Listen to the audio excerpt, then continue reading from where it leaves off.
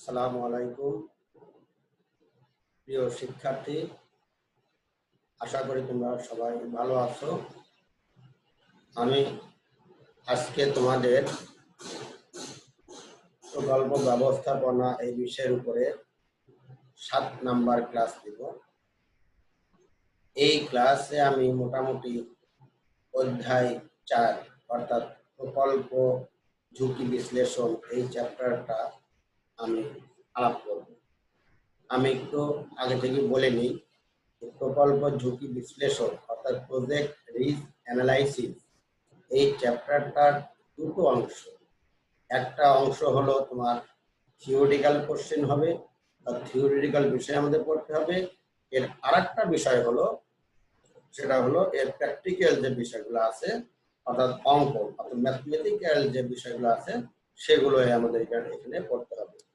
এই কারণে আমি এই চ্যাপ্টারটাকে দুটি ভাগে ভাগ করেছি। আজকের সময় তোমাদেরকে এই তাত্ত্বিক বিষয়গুলো আমি বিস্তারিত ইনশাল্লাহ আলাপ করব। আর আগামী ক্লাস অর্থাৎ 8ম ক্লাসে আমি এর প্র্যাকটিক্যাল বিষয়গুলো এক্সারসাইজ বা অঙ্ক আমরা যে নামে ডাকি না কেন এই বিষয়গুলো আমরা আলাপ করবো ইনশাল্লাহ। তাহলে আজকে আমি আমার এই 7 নম্বর চ্যাপ্টার 4 নম্বর চ্যাপ্টারটা অর্থাৎ 7 নম্বর লেকচারটা আমি তোমাদের সামনে তুলে ধরছি। আমি আগেই বলেছি, আবার একটু তোমাদের স্মরণ করে দিই, এই চ্যাপ্টারটার উপরে আমি দুটো ক্লাস নেব। আজকে 7ম ক্লাস, এই চ্যাপ্টারের পুরো থিওরিটা আমি আজ আলাপ করবো এবং ইনশাল্লাহ আগামী ক্লাসে 8 নম্বর ক্লাসে আমি এর পুরো অঙ্কের বিষয়গুলো অর্থাৎ অনুশীলনী বা এক্সারসাইজ এই বিষয়গুলো আমি তুলে ধরবো। আচ্ছা, এখন দেখো যে এই বিষয়ে আমাদের যেটা প্রথমে পড়তে হবে সেটা হলো ঝুঁকির ধারণা, কনসেপ্ট অফ রিস্ক। যেহেতু প্রকল্প ঝুঁকি বিশ্লেষণ, এখানে এখন ঝুঁকি থাকবে। প্রকল্প ছোট হোক, বড় হোক, দীর্ঘমেয়াদী হোক, স্বল্প মেয়াদী হোক, দেশি হোক, বিদেশি হোক, সরকারি হোক, বেসরকারি হোক, ব্যবসায়িক হোক অথবা সামাজিক হোক, অর্থাৎ প্রকল্প যত কোর হোক অথবা নন কোর, মৌলিক এবং অমৌলিক, অর্থাৎ প্রকল্প যে ধরনের হোক না কেন প্রত্যেকটা প্রকল্পের সাথে অবশ্যই ঝুঁকি জড়িত। এখন এই ঝুঁকিগুলো পরিমাপ করে অ্যানালাইসিস করে যত ঝুঁকি হ্রাস করানো যায়, ঝুঁকিগুলোকে নিয়ন্ত্রণ করা যায়, ততই সেই প্রকল্পটা তত দ্রুত বাস্তবায়ন করা সম্ভব হয় এবং সেখান থেকে একটা ভালো কিছু আশা করা যায়। এখন তাহলে আমি এক বাক্যে বলি যে প্রকল্প ঝুঁকির সংজ্ঞাটা কি বা ঝুঁকিটা কি। ঝুঁকি হলো, দেখো খেয়াল করো, যে মানুষের জীবন ও সম্পত্তি ঘিরে যে ক্ষতির সম্ভাবনা, শঙ্কা বা অনিশ্চয়তা বিদ্যমান, তার যে অংশ অর্থের দ্বারা পরিমাপযোগ্য তাকেই ঝুঁকি বলা হয়। অর্থাৎ মানুষের জীবন এবং সম্পত্তি অবশ্যই এটা ঘিরে ক্ষতির সম্ভাবনা থাকে, কিন্তু এই ক্ষতি বা সংখ্যা বা অনিশ্চয়তা বিদ্যমান, এই অনিশ্চয়তা যখন অর্থের মাধ্যমে পরিমাপ করা যায় তখন তাকে ঝুঁকি বলা হয়। এবং এই ঝুঁকি প্রাকৃতিক ও অপ্রাকৃতিক নানান কারণে উদ্ভূত হতে পারে। বীমা ব্যবস্থার মাধ্যমে বিভিন্ন ব্যক্তি বা প্রতিষ্ঠানের মধ্যে ঝুঁকি সহজেই বন্টন করা সম্ভব হয়। এখন দেখা যাক যে ঝুঁকির বৈশিষ্ট্য। এই ঝুঁকির বৈশিষ্ট্যগুলো, ঝুঁকির ভিতরে কোন কোন বিষয়গুলো এখানে জড়িত থাকে। ঝুঁকির বৈশিষ্ট্যের ভিতরে যেটা আমরা একটু লক্ষ্য করি সেটা হলো, প্রথম যেটা আছে অনিশ্চয়তার সাথে সম্পৃক্ততা, নাম্বার 2 আর্থিক ক্ষতির সম্ভাবনা, নাম্বার 3 আছে কারণের সাথে সম্পর্কিত, আর নাম্বার 4 আছে মাত্রা ভিন্নতা। এখন আমি এই 4টা পয়েন্ট তোমাদের সামনে ডিসকাস করব। এখন দেখো, অনিশ্চয়তার সাথে সম্পৃক্ততা, অর্থাৎ ঝুঁকি সৃষ্টি হবে অনিশ্চয়তা থেকে, অর্থাৎ অনিশ্চয়তার মাধ্যমে ঝুঁকি সৃষ্টি হয়। আমি বিষয়টাকে আরেকটু তোমাদের বলি, সেটা হলো যে একটা ঘটনা বা কাজ থেকে যে ফল আমরা প্রত্যাশা করি তা না পাওয়ার যে অনিশ্চয়তা বা সন্দেহ, তা থেকেই ঝুঁকির সৃষ্টি হয়। আচ্ছা, এরপরে দেখো নাম্বার 2 যেটা বলা আছে সেটা হলো আর্থিক ক্ষতির সম্ভাবনা। আর্থিক ঝুঁকি অবশ্যই এর ঝুঁকির সাথে আর্থিক বা অর্থের বিষয়টা জড়িত। ঝুঁকি সবসময় আর্থিক ক্ষতির সৃষ্টি করে, সবসময় আর্থিক ক্ষতির সৃষ্টি হবে, অর্থাৎ সেই ঝুঁকিটাকেই আমাদের এর ভাষায় আমরা ঝুঁকি বলবো, সেই অনিশ্চয়তাকে, যে অনিশ্চয়তার মাধ্যমে আর্থিক ক্ষতির সম্ভাবনা থাকে। এখন দেখো যে এখানে বলা হচ্ছে আর্থিক ক্ষতি হতে হবে, কিন্তু অর্থাৎ বাবা মারা গেলে অবশ্যই ক্ষতি হবে, কিন্তু কি পরিমাণ কত ক্ষতি হবে এইটা কিন্তু কোনো অবস্থাতে নিরূপণ করা সম্ভব নয়। এই কারণে আমাদের ব্যবসার দৃষ্টিকোণ থেকে বা প্রকল্পের দৃষ্টিকোণ থেকে এটাকে ঝুঁকি বলা সমীচীন হবে না। নাম্বার 3 আছে কারণের সাথে সম্পর্কিত। কারণের সাথে সম্পর্কিত অর্থাৎ কোনো না কোনো একটা কারণ, অর্থাৎ বাধা বিপত্তি বা বিপদ আপদ থেকে ঝুঁকি সৃষ্টি হবে। ঝুঁকি অবশ্যই সৃষ্টি হবে কোনো না কোনো কারণে। এখন এই কারণগুলো হতে পারে প্রাকৃতিক, হতে পারে অপ্রাকৃতিক। কোনো না কোনো কারণে অবশ্যই ঝুঁকির সৃষ্টি হবে।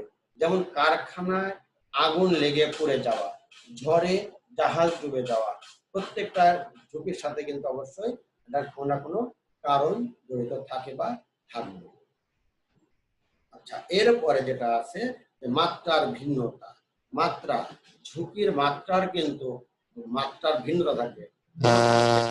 ঝুঁকি মাত্রা খুব বেশি হবে, আবার কোনো কোনো ক্ষেত্রে ঝুঁকির মাত্রা কম হবে, অর্থাৎ সকল ঝুঁকি সমান মাত্রায় নয়। অর্থাৎ এখানে এই ঝুঁকির মাত্রা অনুযায়ী ব্যবস্থাপনাকে তাদের সিদ্ধান্ত নিতে হয়। এরপর আসা যাক ঝুঁকি ও অনিশ্চয়তার পার্থক্য। ঝুঁকি ও অনিশ্চয়তা, অনেকে ঝুঁকি এবং অনিশ্চয়তাকে একই দৃষ্টিকোণ থেকে দেখে। আসলে বিষয়টি তা না। অনিশ্চয়তা থেকেই ঝুঁকির সৃষ্টি হয়, অনিশ্চয়তা থেকেই ঝুঁকির সৃষ্টি হবে। এখন অনিশ্চয়তা কি? অনিশ্চয়তা হলো যে আমার যে প্রত্যাশা এবং এই ভবিষ্যতের প্রত্যাশা, এই প্রত্যাশা পূরণ না হওয়ার যে সম্ভাবনা, এটাকে বলা হয় অনিশ্চয়তা। আমার যে প্রত্যাশা, অর্থাৎ আমি একটা ব্যবসা করি, এই ব্যবসা থেকে আমি মুনাফা প্রত্যাশা করি, এই মুনাফা না হওয়ার যে সম্ভাবনা, সেটাই হলো অনিশ্চয়তা। এবং না হওয়ার সম্ভাবনা কতটুকু বা পাবো না কতটুকু, এটাই বলা হবে ঝুঁকি। অর্থাৎ অনিশ্চয়তার যে অংশ পরিমাপ করা সম্ভব, সেটাকেই ঝুঁকি বলা হয়। এখন দেখো সংজ্ঞাটা আমি আবার বলছি, অর্থাৎ আমি যেখানে 8টা পয়েন্ট দিয়েছি, এই 8টা পয়েন্ট হলো এখানে আমাদের পার্থক্যের বিষয়, যেভাবে আমরা পরীক্ষার হলে লিখি। এই কোশ্চেনটা আসলে অবশ্যই 4 মার্কের কোশ্চেন হয় কমপক্ষে। প্রথমে সংজ্ঞা দেখো, ভবিষ্যতে কোনো ঘটনা ঘটা বা না ঘটার ফলে ক্ষতির সম্ভাবনাকে যখন গাণিতিকভাবে নির্ণয় ও বিশ্লেষণ করা হয়, তখন তাকে ঝুঁকি বলে। আমি আবার বলছি, ভবিষ্যতে কোনো ঘটনা ঘটা বা না ঘটার ফলে ক্ষতির সম্ভাবনাকে যখন গাণিতিকভাবে নির্ণয় ও বিশ্লেষণ করা যায়, তখন তাকে বলা হবে এটা ঝুঁকি। আর অনিশ্চয়তা কি?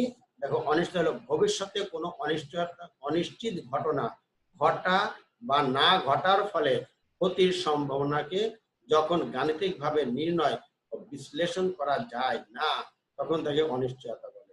তাহলে আমরা কি জানলাম? অনিশ্চয়তাকে কোনোভাবে গাণিতিকভাবে নির্ণয় করা যাবে না, অথবা বিশ্লেষণ করাও যাবে না। এখন তো পরবর্তী পয়েন্ট, পরিমাপযোগ্যতা। এখন আমরা ইজি পারবো যে ঝুঁকি পরিমাপ করা যায়, অনিশ্চয়তাকে পরিমাপ করা যায় না। পরিমাপক হলো ঝুঁকি পরিমাপের জন্য প্রবাবিলিটি, স্ট্যান্ডার্ড ডেভিয়েশন, কোরিলেশন ইত্যাদি ব্যবহার করা হয়। অর্থাৎ পরিসংখ্যানিক যে বিষয়গুলো আছে, সেখানে হলো সম্ভাবনা, স্ট্যান্ডার্ড ডেভিয়েশন মানে হলো পরিমিত ব্যবধান, এরপরে আছে ভেরিয়েন্স, কোরিলেশন ইত্যাদির মাধ্যমে ঝুঁকি পরিমাপ করা যায়। আর অনিশ্চয়তাকে যেহেতু এটা পরিমাপ করা যায় না, এর কারণে এর কোনো পরিমাপক নেই। তথ্য সংশ্লিষ্টতা, ঝুঁকি পরিমাপ নিরূপণের জন্য অতীত তথ্যাবলীর আলোকে পরিসংখ্যানিক ও গাণিতিক কৌশল ব্যবহার করা হয়। অর্থাৎ এইখানে ঝুঁকি পরিমাপ করার জন্য, এখানে আমাদের কি করতে হবে? অবশ্যই অতীত তথ্যাবলীর আলোকে, অর্থাৎ এখানে আমাদের অবশ্যই অতীত তথ্য লাগবে, এবং এই তথ্যের আলোকে এটাকে পরিমাপ করা সম্ভব হবে। আর অনিশ্চয়তা যেহেতু এটা অনুমান নির্ভর ধারণা, এই কারণে তথ্যের মাধ্যমে প্রকাশ করা সম্ভব নয়। এবারে পরিহারযোগ্যতা, বিভিন্ন প্রতিরোধমূলক ব্যবস্থা গ্রহণ বা বীমা চুক্তি সম্পাদনের মাধ্যমে ঝুঁকি স্থানান্তর বা হ্রাস করা যায়। এই পরিহারযোগ্যতা হলো বিভিন্ন পদ্ধতি, প্রতিরোধমূলক ব্যবস্থা, বিভিন্ন কার্যক্রম ইত্যাদি গ্রহণ করার মাধ্যমে ঝুঁকি স্থানান্তর বা পরিহার করা বা হ্রাস করা সম্ভব হয়। আর অনিশ্চয়তা, অজ্ঞতা ও অপরিমাপযোগ্য বিধায় তা কোনো কৌশল অবলম্বন করে পরিহার করা যায় না। উদ্ভবের কারণ, অনিশ্চিত ঘটনা ঘটার ফলে প্রকৃত ক্ষতি সংঘটিত হবে এমন কারণের সাথে ঝুঁকি সম্পর্কিত। অর্থাৎ অনিশ্চিত কোনো ঘটনা ঘটার ফলেই ঝুঁকির উদ্ভব হতে পারে। আর পরিবেশগত বিভিন্ন চলকের পরিবর্তন বা দুরকল্পনামূলক ক্ষতির সাথে অনিশ্চয়তা রয়েছে। এখানে পরিবেশের কোনো চলক অথবা ম্যান ক্রিয়েটেড কোনো অনাকাঙ্ক্ষিত বিষয় দ্বারা এখানে কি হতে পারে, অনিশ্চয়তার সৃষ্টি হতে পারে। 7 নাম্বার, ঝুঁকি বীমাযোগ্য। অর্থাৎ বীমাযোগ্যের ভিত্তিতে ঝুঁকি যদি পরিমাপ করা যায়, এখানে ঝুঁকি বীমাযোগ্য, অনিশ্চয়তা বীমাযোগ্য নয়। নাম্বার 8 বলা হলো মোকাবেলার উপায়, তহবিল গঠন, বীমা পলিসি গ্রহণ, ঝুঁকি হ্রাসের কৌশল গ্রহণ ইত্যাদির মাধ্যমে ঝুঁকি মোকাবেলা করা সম্ভব। আবার বলছি, তহবিল গঠন, বীমা পলিসি গ্রহণ, ঝুঁকি হ্রাসের বিভিন্ন কৌশল গ্রহণ ইত্যাদির মাধ্যমে ঝুঁকি মোকাবেলা করা সম্ভব হয়।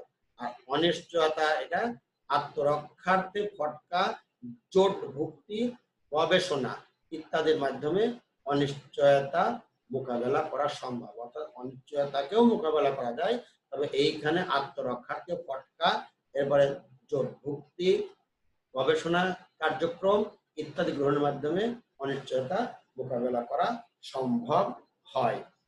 এই গেল আমাদের ঝুঁকি এবং অনিশ্চয়তার এখানে পার্থক্য। আমাদের পরবর্তী যে টপিকটা আছে, দেখো ঝুঁকির শ্রেণী বিভাগ। আমি বলে নিই, এই ঝুঁকির শ্রেণী বিভাগ এইখান থেকে পরীক্ষায় কোশ্চিন হবেই হবে, এবং আমরা যে গত 4-5 বছরের কোশ্চিন স্টাডি করি, এইখান থেকে এই টপিকটা থেকে কোনো না কোনো ভাবে, এটা 1 মার্কের হোক, 4 মার্কের হোক, আর 10 মার্কের হোক, কোশ্চেন এখানে হবে। অতএব তোমরা এই বিষয়টাকে বই থেকে খুব ভালোভাবে এখানে অবশ্যই পড়ে নিও। এখন দেখো, আমরা মোটামুটি 4টা দৃষ্টিকোণ থেকে আমরা ঝুঁকি শ্রেণীবিভাগ করেছি। আরো আছে বইয়ে, আমাদের বিভিন্ন বই দেখি যে ঝুঁকি আরো ধরনের আছে, সেগুলো তোমাদের সময় করে একটু করে নাও। আমি আলোচনার স্বার্থে আমি এটা সংক্ষিপ্ত আকারে তোমাদের সামনে এইভাবে 4টা দৃষ্টিকোণ থেকে আমি তুলে ধরছি। নাম্বার ক, পরিমাপযোগ্যতা বিচার, on the basis of considering measurability. একটা আছে আর্থিক, আর আছে অনার্থিক। কথা হলো যে আর্থিক ঝুঁকি কি, আমাদের যে এখন যে আমাদের আলোচ্য বিষয়বস্তু, যে আর্থিক ঝুঁকিটা কি, দেখো খেয়াল করো।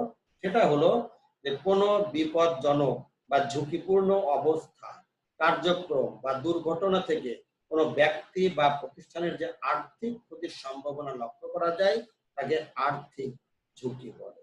তাহলে আর্থিক ঝুঁকি কি, যে কোনো বিপদজনক বা ঝুঁকিপূর্ণ অবস্থা বা কার্যক্রম বা দুর্ঘটনা ইত্যাদি থেকে কোনো ব্যক্তি বা প্রতিষ্ঠানের যে আর্থিক ক্ষতির সম্মুখীন হয়। মনে রাখবে, এর সাথে অবশ্যই আর্থিক বা অর্থের বিষয়টি অবশ্যই জড়িত। যেমন জাহাজ ডুবি হতে পারে, কারখানায় আগুন লেগে যেতে পারে, মালামাল চুরি হয়ে যেতে পারে। এই কারণে কিন্তু প্রতিষ্ঠানের আর্থিক ক্ষতি হয়, এবং এটা বলা হয় আর্থিক ঝুঁকি। নাম্বার 2, অনার্থিক ঝুঁকি বা নন ফাইনান্সিয়াল রিস্ক। তাহলে অনার্থিক ঝুঁকিটা কি? ঝুঁকি হলে খেয়াল করো, যে ঝুঁকির ফলাফল আর্থিকভাবে পরিমাপ করা যায় না, তাকে বলা হবে অনার্থিক ঝুঁকি। অর্থাৎ যে ঝুঁকির রেজাল্টটা আর্থিকভাবে এটা পরিমাপ করা যায় না, তাকে বলা হবে অনার্থিক ঝুঁকি।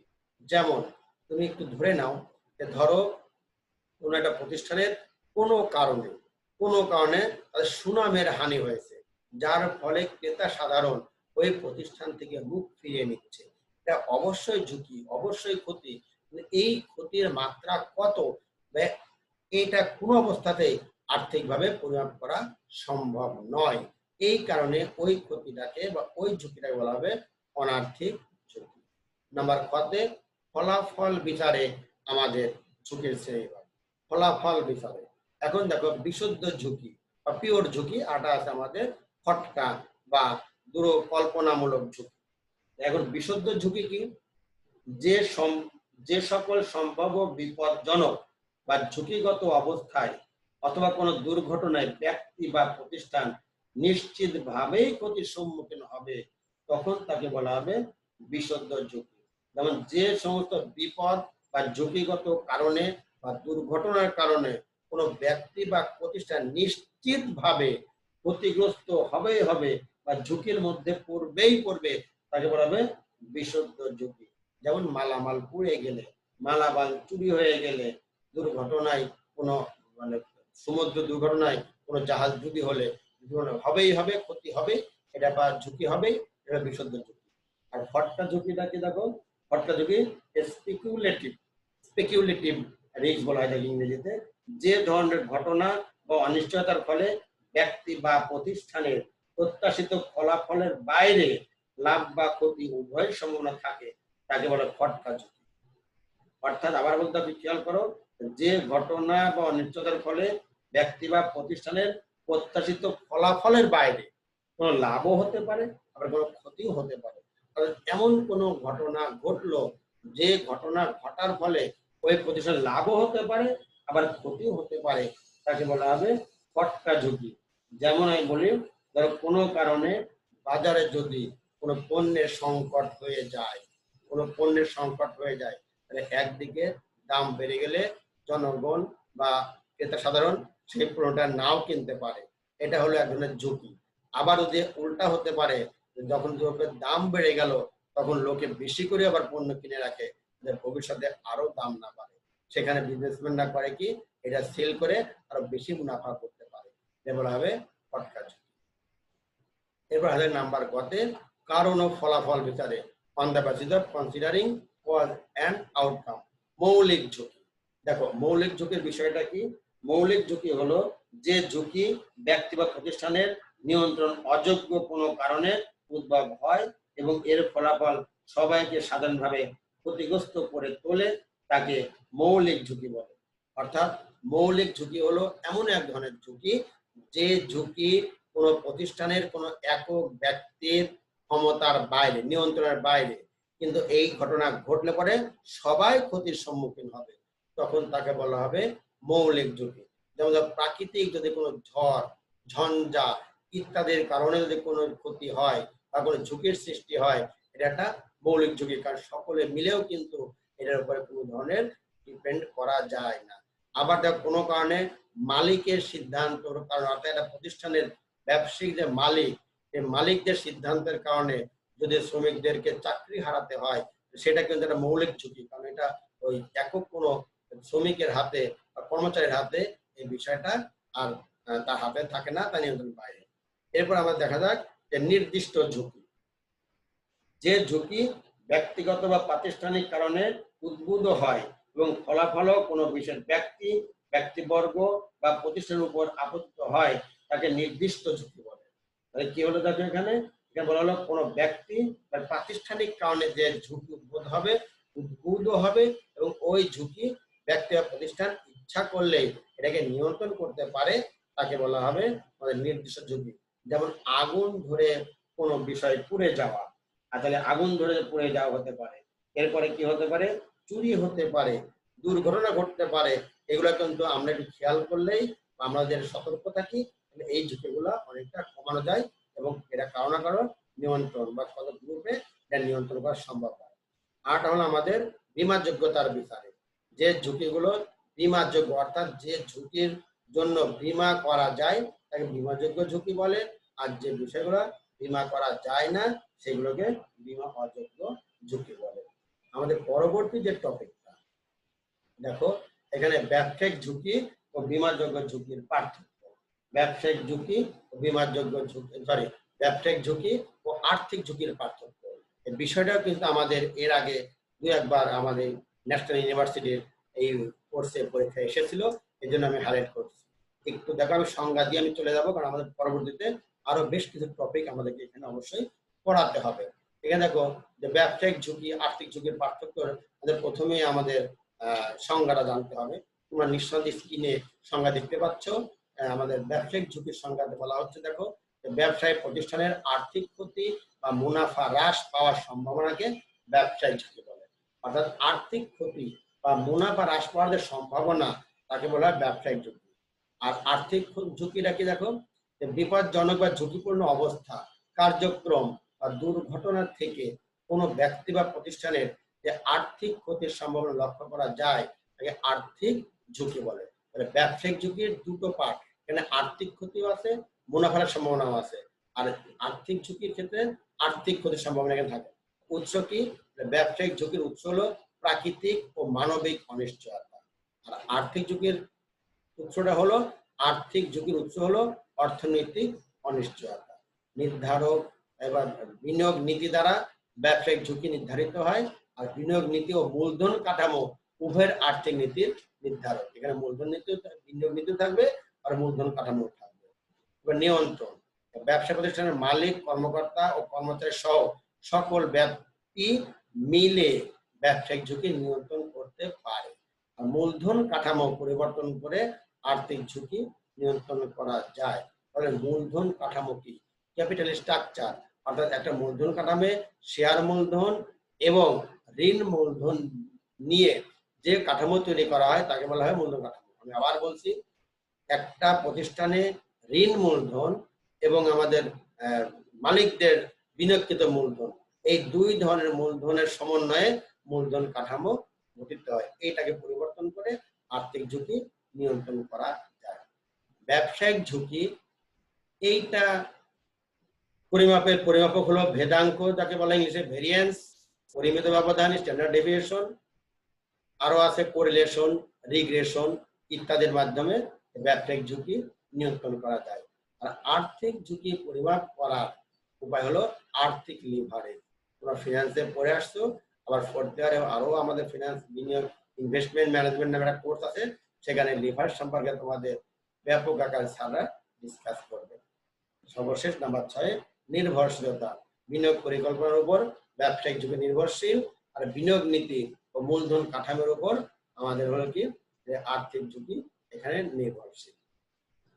দেখো আমাদের পরবর্তী যে টপিকটা, হলো ঝুঁকি পরিমাপের কৌশল বা পদ্ধতি। ঝুঁকি পরিমাপের কৌশল বা পদ্ধতি, এই বিষয়টা হলো আমাদের খুব গুরুত্বের সাথে পড়তে হবে। কারণ এইখান থেকে আমরা ইনশাল্লাহ আগামী ক্লাস অর্থাৎ 8 নম্বর ক্লাসে আমরা অঙ্ক করব। এই অঙ্কগুলো করতে গেলে তোমাদের এগুলো অবশ্যই লাগবে। আর এই বিষয়গুলো আমি একটু বলে নিই, তোমরা অনার্স 3rd ইয়ারে বিজনেস স্ট্যাটিস্টিক্সে এই বিষয়গুলো ডিটেলস পড়ে এসেছো। তারপরেও প্রকল্প ম্যানেজমেন্টে এই কোর্সে এটা পরীক্ষাতে আসে এবং আমাদেরকে শিখতে হবে।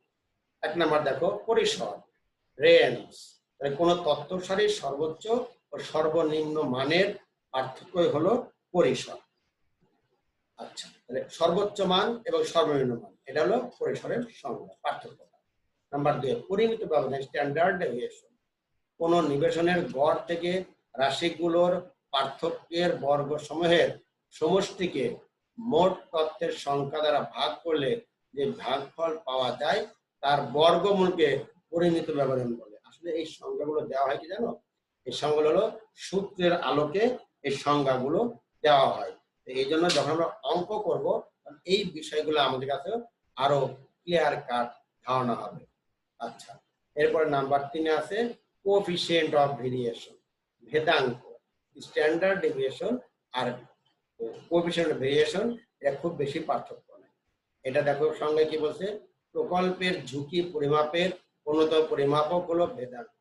কোন নিবেশনের পরিমিত ব্যবধান ও গাণিতিক গড়ের অনুপাতকে শতকরায় প্রকাশ করলে যে মান পাওয়া যায় তাকে ব্যবধাঙ্ক বলে। অর্থাৎ কি হলো, দেখো ব্যবধাঙ্কের সঙ্গে বলা হলো যে কোন নিবেশনের পরিমিত ব্যবধানকে যখন তুমি এক্স বার অর্থাৎ গাণিতিক গড় দিয়ে ভাগ করবা, এটা তো অনুপাত হলো, এই অনুপাতকে যখন 100 দিয়ে গুণ করা হয় অর্থাৎ আমাদের শতকরা প্রকাশ করা হয়, এর ফলে যে মানটা পাওয়া যাবে তাকে বলা হবে ব্যবধানাঙ্ক অথবা কোএফিসিয়েন্ট অফ ভেরিয়েশন।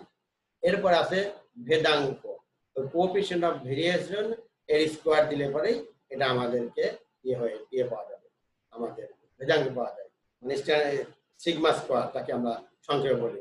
কোন নিবেশনের পর থেকে সংখ্যাগুলোর ব্যবধানের বর্গের সমষ্টিকে পদ সংখ্যা দ্বারা ভাগ করলে যে মান পাওয়া যাবে তাকে ওই নিবেশনের ভেদাঙ্ক বলে। যে প্রকল্পের ভেদাঙ্ক কম, ছোট, তার ঝুঁকি কম, আর যার ভেদাঙ্ক বেশি সেটার ঝুঁকি অবশ্যই বেশি। এই বিষয়গুলো আমরা অঙ্কের সময় আমরা উদাহরণ সহ আমরা দেখব। নাম্বার 5 আছে পরম গড় ব্যবধান, মিন অ্যাবসলিউট ডেভিয়েশন, আর সঙ্গে ম্যাড বলা হয় MAD, অর্থাৎ মিন অ্যাবসলিউট ডেভিয়েশন। যে পদ্ধতিতে তথ্য বিন্যাসের প্রতিটি সম্ভাব্য ফলাফলকে হিসাবে নেওয়া হয় এবং প্রতিটি ফলাফল সংঘটিত হওয়ার সম্ভাবনা নির্ণয় করা হয় তাকে পরম গড় ব্যবধান বলে। এর সাথে প্রবাবিলিটি বিষয়টা জড়িত, যেটা আমরা নেক্সট ক্লাসে বিস্তারিত আরো আলাপ করবো আশা করি। নাম্বার 6 সম্ভাবনা বিন্যাস পদ্ধতি, probability distribution approach. Probability distribution approach যে পদ্ধতিতে প্রাপ্য নগদ প্রবাহের সম্ভাবনা বিন্যাসের প্রত্যাশিত মূল্য ও নগদ প্রবাহের পরিমিত ব্যবধানের ভিত্তিতে ঝুঁকি বিশ্লেষণ করা হয় তাকে সম্ভাবনা বিন্যাস পদ্ধতি বলে। বিষয়টা আমি আবার বলছি, যে পদ্ধতিতে প্রাপ্য নগদ প্রবাহের সম্ভাবনা বিন্যাসের প্রত্যাশিত মূল্য ও নগদ প্রবাহের পরিমিত ব্যবধানের ভিত্তিতে ঝুঁকি বিশ্লেষণ করা হয় তাকে বলা হবে সম্ভাবনা বিন্যাস পদ্ধতি। এখন এইখানে দুটো বিষয় এখানে আমাদের খেয়াল করতে হয়। এখানে অবশ্যই প্রত্যাশিত ভ্যালু থাকবে, ক্যাশ ফ্লো CFAT, যে বিষয়টা আমরা মূলধন বাজেটিং এ আমরা শিখে এসেছি সেটা থাকবে, আর পরিমিত ব্যবধান অর্থাৎ স্ট্যান্ডার্ডাইজেশন থাকবে। এই দুটোর সাহায্যে আমরা সম্ভাব্য বিন্যাসটা আমরা অবশ্যই বের করব। এরপর আসো প্রকল্প ঝুঁকির ধারণা। পরবর্তীটা হলো প্রকল্প ঝুঁকির ধারণা। একটি প্রকল্প নির্দিষ্ট সময়ে শুরু ও সমাপ্তির অনিশ্চয়তা, বাধা ও সংখ্যাকে প্রকল্প ঝুঁকি বলে। একটি প্রকল্প নির্দিষ্ট সময়ে শুরু হবে কি হবে না, বা নির্দিষ্ট সময়ে শেষ হবে কি হবে না, এখানে কোনো বাধা আছে কিনা বা সংখ্যা আছে কিনা ইত্যাদি বিষয়গুলোকে বলা হচ্ছে প্রকল্প ঝুঁকি। পরবর্তী একটা টপিক দেখো আসছে যে প্রকল্পের ঝুঁকি পরিমাপের আদর্শ পদ্ধতি। এই টপিকটা পরীক্ষায় এভাবে আসে, প্রকল্পের ঝুঁকি পরিমাপের আদর্শ পদ্ধতি কোনটি ব্যাখ্যা করে, অর্থাৎ কোনটি প্রকল্প ঝুঁকি পরিমাপের আদর্শ পদ্ধতি এটা ব্যাখ্যা করো। আমরা কিন্তু অনেকগুলো পদ্ধতি আমরা শিখে আসলাম, রেঞ্জ শিখেছি, পরিমিত ব্যবধান শিখেছি, ভেরিয়েন্স শিখেছি, কোএফিসিয়েন্ট অফ ভেরিয়েশন শিখেছি, আমরা সম্ভাবনা বিন্যাস প্রবাবিলিটি ডিস্ট্রিবিউশন এটা শিখেছি। এর ভিতরে কোনটি সবচেয়ে উত্তম? এর উত্তম হবে যে স্ট্যান্ডার্ড ডেভিয়েশন। এক কথায় ঝুঁকি পরিমাপের আদর্শ পদ্ধতি হলো স্ট্যান্ডার্ড ডেভিয়েশন বা পরিমিত ব্যবধান। এখন কথা হলো পরিমিত ব্যবধানকে কেন ঝুঁকি প্রকল্পের ঝুঁকি পরিমাপের আদর্শের পদ্ধতি বলা হচ্ছে, এটা তো একটা কারণ আছে, আমাদের বলতে হবে। এই কারণে দেখো আমরা নিজে 1 2 3 করে আমি লিখে দিয়েছি। 1 নম্বর পরিমিত ব্যবধান সুস্পষ্টভাবে সংজ্ঞায়িত। এরপর নাম্বার 2 এর ফলাফল সকল তথ্য সারির মানের উপর ভিত্তি করে নির্ণয় করা হয়। নাম্বার 3 এর নির্ণয় পদ্ধতি সহজ। নাম্বার 4 এটি দ্রুততার সাথে নির্ণয় করা যায়। নাম্বার 5 এটি নির্ণয়ে বীজগণিতিক প্রক্রিয়া আরোপ করা যায়। আর সর্বশেষ পরিমিত ব্যবধানের বর্গ ব্যবহার করে প্লাস ও মাইনাস চিহ্ন যুক্ত করা হয়। এই কারণে এই এতগুলো সুবিধার কারণে পরিমিত ব্যবধানকে প্রকল্পের ঝুঁকি পরিমাপের আদর্শ পদ্ধতি বলা হয়। এটা কোশ্চেনটা আমাদের 4 মার্কের পরীক্ষাতে আসতে পারে। আশা করি তোমরা এগুলা খুব ভালোভাবে সুন্দর করে দেখে নিবে। এখন আমাদের যেটা আমাদের মূল বিষয়টা, সেটা হলো যে প্রকল্প ঝুঁকির প্রেক্ষিত। প্রকল্প ঝুঁকির প্রেক্ষিত এটাই হলো আমাদের আজকে সর্বশেষ টপিক, এবং এই টপিকে বেশ কিছু বিষয় আমাদেরকে আলাপ করতে হবে, এবং এই বিষয়গুলো অনেকগুলো তোমাদের কাছে নতুন, এবং তোমরা এগুলো অবশ্যই ভালোভাবে দেখে নেবে, পড়ে নেবে, আর বই থেকে পড়ে নেবে। সেখানে বাংলা বই আছে, ইংরেজি বই আছে, যে কোনো বই থেকে পড়বে, যদি ইনশাল্লাহ সমস্যা নেই। আচ্ছা দেখো, প্রকল্প ঝুঁকির প্রেক্ষিত অর্থাৎ পার্সপেক্টিভ অফ প্রজেক্ট রিস্ক, এটা আবার কি? ঝুঁকি প্রকল্প বা প্রকল্প ঝুঁকির প্রেক্ষিতটা কি? প্রকল্প ঝুঁকির প্রেক্ষিত, প্রকল্পের কারণে যে সকল ঝুঁকির উদ্ভব হয় তাদের সমষ্টিকে প্রকল্প ঝুঁকির প্রেক্ষিত বলে। অর্থাৎ প্রকল্প ঝুঁকির প্রেক্ষিত কি? যে সকল কারণে প্রকল্পের ঝুঁকির উদ্ভব হবে, সকল কারণগুলোর সমষ্টি বলা হবে প্রকল্প ঝুঁকির প্রেক্ষিত। প্রকল্প ঝুঁকির প্রেক্ষিত তিন ধরনের হয়, সাধারণত আমরা ভাগ করে নিয়েছি তিন ধরনের। নাম্বার 1-এ বলছি একক ঝুঁকি, নাম্বার 2-এ কর্পোরেট ঝুঁকি, এবং নাম্বার 3-এ পদ্ধতিগত ঝুঁকি। তাহলে প্রকল্প ঝুঁকির প্রেক্ষিত এগুলোকে সাধারণত আমরা মোট তিনটা ভাগে ভাগ করতে পারি। তাদের একটা হলো একক ঝুঁকি, তাকে আমরা, দ্বিতীয় হলো কর্পোরেট ঝুঁকি, এবং 3 নম্বর পদ্ধতিগত ঝুঁকি। এখন দেখা যায় যে একক ঝুঁকিটা কি, এবং একক ঝুঁকি আমরা কিভাবে বিশ্লেষণ করতে পারি। একক প্রকল্পের কারণে যে ঝুঁকির সৃষ্টি হয় তাকে একক ঝুঁকি বলে। একক প্রকল্পের কারণে, একটা মাত্র প্রকল্প গ্রহণ করার কারণে যে ঝুঁকির সৃষ্টি হবে তাকে বলা হবে একক ঝুঁকি। আর এই একক ঝুঁকি বিশ্লেষণের যে পদ্ধতিগুলো খেয়াল করো। নাম্বার কথা আছে সংবেদনশীল বিশ্লেষণ, সেনসিটিভিটি অ্যানালাইসিস। নাম্বার হতে আছে সিনারিও অ্যানালাইসিস। নাম্বার 3-এ সমস্যা ব্রেক ইভেন পয়েন্ট। এদের পরবর্তী পৃষ্ঠায় আরো আছে, বা তখন বলে আমরা ইনশাল্লাহ সেগুলো তখন সামনে তুলে ধরার চেষ্টা করব। যেমন সেখানে হতে পারে ব্রেক ইভেন পয়েন্ট আছে, এটা হতে পারে। এরপরে আমাদের আরো কিছু পয়েন্ট আছে বা পদ্ধতি, পরে আলাপ করবো, আমরা সিরিয়ালি আলাপ করি ইনশাল্লাহ। প্রথমেটা আছে আমাদের নাম্বার কত, দেখো, সেনসিটিভিটি অ্যানালাইসিস। তোমরা কি আমাদের শুনতে পাচ্ছ? আর আশা করি শুনতে পাচ্ছ, এবং তোমরা স্ক্রিনে তোমরা আমাদের এই স্লাইডটা দেখতে পাচ্ছ। আশা করি তোমরা এখানে পড়বে, ভালোভাবে তোমরা আয়ত্ত করবে বিষয়গুলো। তাহলে সেনসিটিভিটি অ্যানালাইসিস কি? দেখো, প্রাতিষ্ঠানিক বিনিয়োগের সাথে বেশ কিছু স্পর্শকাতর বিষয় বিদ্যমান। এগুলো হলো নগদ প্রবাহ, বিক্রয় পরামর্শ, বিক্রয়ের মূল্য, পণ্যের চাহিদা, খরচের পরিবর্তন ইত্যাদি।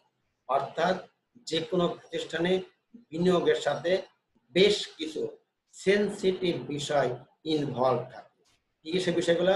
হতে পারে ক্যাশ আউটফ্লো, এরপর বিক্রয়ের পরামর্শ, এরপরে বিক্রয়ের মূল্য, সেলস প্রাইস, এরপরে পণ্যের ডিমান্ড, এরপরে খরচ, এই খরচের চাহিদা যে চেঞ্জ, অর্থাৎ আমাদের এক্সপেন্ডিচার যেগুলো হবে বা কস্ট যেগুলো হবে, এগুলো ভবিষ্যৎ চেঞ্জ হতে পারে। এই বিষয়গুলো কিন্তু স্পর্শকাতর ব্যাপার, এবং এইগুলো যদি আমাদের কাঙ্ক্ষিত মাত্রায় না হয় তাহলে কিন্তু ঝুঁকির সৃষ্টি হতে পারে।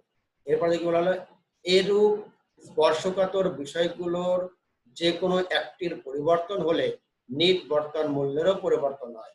প্রতিষ্ঠানের স্পর্শকাতর বিষয়গুলো পরিবর্তনের মাত্রা যে বিশ্লেষণের মাধ্যমে পরিমাপ করা হয় তাকে বলা হবে সংবেদনশীলতা বিশ্লেষণ। এক কথা আমরা বলতে পারি প্রতিষ্ঠানের স্পর্শকাতর বিষয়গুলো পরিবর্তনের মাত্রা কতটুকু পরিবর্তন হতে পারে, এইগুলা যার মাধ্যমে আমরা বিশ্লেষণ করব তাকে বলা হবে সেনসিটিভিটি অ্যানালাইসিস। নাম্বার কতে সিনারিও বিশ্লেষণ। দেখো, এটা কি বলা হলো, সংবেদনশীল বিশ্লেষণের একটি নির্দিষ্ট সময় শুধুমাত্র একটি চলকের ঝুঁকি বিশ্লেষণ করা হয়, কিন্তু দৃশ্যপট বা সিনারিও বিশ্লেষণে একই সময়ে একাধিক চলকের ঝুঁকি বিশ্লেষণ করা হয়। অর্থাৎ আমরা নাম্বার যেটা সেনসিটিভিটি অ্যানালাইসিস, এখানে স্পর্শকাতর বিষয়গুলোর পরিমাপ করার জন্য একটা সময়ে শুধুমাত্র একটা বিষয়কে বিবেচনা করা হয়। যতগুলোই পরিবর্তন হোক না কেন, আমরা এটা ঝুঁকিপূর্ণ কিনা এইটা বিশ্লেষণের ক্ষেত্রে শুধুমাত্র একটা বিষয়কে বিবেচনা নেওয়া হয়। এইটা নিঃসন্দেহে এটা একটা সমস্যার সৃষ্টি করে এবং এটা কাঙ্ক্ষিত রেজাল্ট দিতে নাও পারে। এইটাকে ওভারকাম করার জন্য পরবর্তীতে সিনারিও বিশ্লেষণ করা হয়। সেটা কি, যে ওই যে আমাদের সংবেদনশীলতা বিশ্লেষণের ক্ষেত্রে শুধুমাত্র একটা উপাদানকে বিশ্লেষণ করা হয়, একটা উপাদানকে বিশ্লেষণ করা হয়, সেইটাকে বাদ দিয়ে এখানে একই সময়ে একাধিক উপাদানকে বা একাধিক কারণকে এখানে বিশ্লেষণ করা হয়। দেখো এক বাক্যের সংজ্ঞা তাহলে কিভাবে দেওয়া যায়, যে ক্ষেত্রে ঝুঁকি পরিমাপকের জন্য একটি চলক ব্যবহার না করে সমগ্র চলকের সবচাইতে প্রতিকূল অবস্থার সম্ভাব্য মান নির্ধারণ করা হয়, তাকে সিনারিও বিশ্লেষণ বলে। অর্থাৎ এখানে ঝুঁকি পরিমাপের ক্ষেত্রে একটি চলক ব্যবহার না করে সমগ্র চলকের সবচাইতে নেগেটিভ যে অবস্থাটা, সম্ভাব্য নেগেটিভ অবস্থায় যে মানটা হবে, সেই মানটা নির্ধারণ বা বিশ্লেষণ করা হবে সিনারিও বিশ্লেষণ। এবার আসো নাম্বার গতে সমচ্ছেদ বিশ্লেষণ, ব্রেক ইভেন পয়েন্ট। এ সম্পর্কে তোমাদের অনার্স থার্ড ইয়ারে ব্যাপক ধারণা দেওয়া হয়েছে। সেখান থেকে ম্যানেজমেন্ট অ্যাকাউন্টিং এ তোমাদের CVP, cost, volume, profit analysis এই চ্যাপ্টারে তোমাদের এখানে পড়ানো হয়েছিল। তারপর আমি এখানে বলছি এক ব্যাখ্যা দেখো, যে বিন্দুতে প্রতিষ্ঠানের বিক্রয় আয় ও মোট ব্যয় সমান তাকে ব্রেক ইভেন বিন্দু বা সমচ্ছেদ বিন্দু বলে। একে আবার নো প্রফিট নো লস বিন্দু বলা হয়। এই বিন্দুর নিচে যদি প্রতিষ্ঠান উৎপাদন ও বিক্রি করে তাহলে অবশ্যই প্রতিষ্ঠানের লস হয়, আর এই বিন্দুর উপরে যদি প্রতিষ্ঠান উৎপাদন ও বিক্রি করে তাহলে এখানে অবশ্যই প্রতিষ্ঠানের লাভ হবে। আচ্ছা, এরপরে দেখো আছে আমাদের নাম্বার গতে, যেটা আমাদের এখনকার টপিক, সেটা হলো Hillier model. Hillier model, Hillier model আসলে এটা বিশেষ কোনো মডেল না, এটা এইচএস হিলিয়ার এই বিশ্লেষক উনি একটা মডেল দিয়েছেন, যার নাম অনুসারে রাখা হয়েছে হিলিয়ার মডেল। তিনি নির্দিষ্ট পরিস্থিতিতে বিশ্লেষণ ধর্মী বিচ্যুতির মাধ্যমে প্রত্যাশিত নিট বর্তমান মূল্য এবং নিট বর্তমান মূল্যের পরিমিত ব্যবধান প্রদর্শনের জন্য দুটি পদ্ধতি প্রদান করেন। অর্থাৎ এই হিলিয়ার উনি নির্দিষ্ট পরিস্থিতিতে বিশ্লেষণ করার জন্য নিট বর্তমান মূল্য এবং নিট বর্তমান মূল্যের পরিমিত ব্যবধান দুটো, একটা নিট বর্তমান মূল্য প্রত্যাশিত এক্সপেক্টেড নেট প্রেজেন্ট ভ্যালু, আর হলো net present value of standard deviation, এই দুটো পদ্ধতির সমন্বয়ে উনি ওনার মডেলটা দিয়েছেন, যার মাধ্যমে প্রকল্পের ঝুঁকি বিশ্লেষণ করা সম্ভব। এইখানে দুটো বিষয় করে সামনে নিয়ে এসেছেন, একটা হলো আনকোরিলেটেড ক্যাশ ফ্লো, আরটা হলো পারফেক্টিভলি কোরিলেটেড ক্যাশ ফ্লো। একটা হলো সহ সম্বন্ধহীন নগদ প্রবাহ, আর হলো পূর্ণ নগদ প্রবাহের সহ সম্বন্ধ। নাম্বার ওতে বলা হলো সিমুলেশন বিশ্লেষণ, অনেকে সাইমুলেশনও বলে অনেকে এই চরণটা। সিমুলেশন বিশ্লেষণের মাধ্যমেও ঝুঁকির একক ঝুঁকি পরিমাপ করা সম্ভব হয়। এখন দেখো এইটা সংজ্ঞাটা দিচ্ছি, খেয়াল করো, এটা কিন্তু পড়তে হবে তোমাদের, কারণ এগুলো আসলে বানিয়ে লেখার কোনো সুযোগ নেই। যে বিশ্লেষণের সময় ও ব্যয় পূর্বানুমান প্রক্রিয়ার মাধ্যমে প্রকল্পের ঝুঁকিকে সংখ্যায় প্রকাশ করে, নির্ধারিত বাজেটে প্রকল্প সম্পূর্ণ করার সম্ভাবনা বিন্যাস তৈরি করে এবং প্রকল্পের ঝুঁকি মাত্রা নির্ণয় করে, তাকে সিমুলেশন বিশ্লেষণ বলে। আবার বলছি, যে বিশ্লেষণের সময় ও ব্যয় পূর্বানুমান প্রক্রিয়ার মাধ্যমে প্রকল্পের ঝুঁকিকে সংখ্যায় প্রকাশ করে, নির্ধারিত বাজেটে প্রকল্প সম্পূর্ণ করার সম্ভাবনা বিন্যাস তৈরি করে এবং প্রকল্পের ঝুঁকির মাত্রা নির্ণয় করে, তাকে সিমুলেশন বিশ্লেষণ বলা হয়। এটি দৃশ্যপট এবং স্পর্শকাতরতা বিশ্লেষণের সমষ্টি, অর্থাৎ সেন্সিটিভিটি অ্যানালাইসিস এবং সিনারিও অ্যানালাইসিস, এই দুটার সমন্বিত রূপই হলো সিমুলেশন বিশ্লেষণ। নাম্বার 4 বলছি ডিসিশন ট্রি অ্যানালাইসিস, সিদ্ধান্ত বৃক্ষ। এটা তোমরা এর আগে বোধহয় ম্যানেজমেন্টে পড়ে এসেছো, প্রিন্সিপালস অফ ম্যানেজমেন্টে। তারপরে এখানে বই থেকে তোমরা ভালো করে চিত্র সহ ভালোভাবে দেখে নিও। তারপরেও আমি এখানে বলছি দেখো, কোনো সমস্যার সমাধানের জন্য প্রাপ্তব্য বিকল্প পন্থাগুলোর সাথে সংশ্লিষ্ট সম্ভাবনা ও পে অফ যৌক্তিক ফলাফল লেখচিত্রের মাধ্যমে প্রদর্শন করা হয়। লেখচিত্রের মাধ্যমে এরূপ প্রদর্শন অনেকটা বৃক্ষের শাখার মতো দেখায় বলে এর সিদ্ধান্ত বৃক্ষ বলে। এটি একটি লৈখিক পদ্ধতি।